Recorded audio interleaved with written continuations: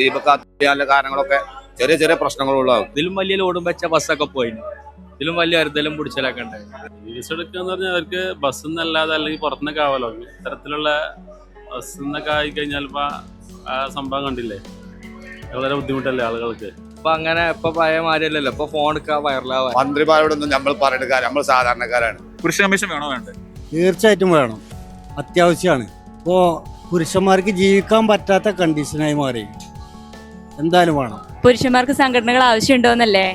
ഇന്നത്തെ കാലത്ത് അത് അത്യാവശ്യമാണ്. കാരണം ഇപ്പം നമ്മളിപ്പം ഒരു കേസ് കണ്ടല്ലോ ബസ്സിൽ വെച്ചിട്ടുള്ളത്.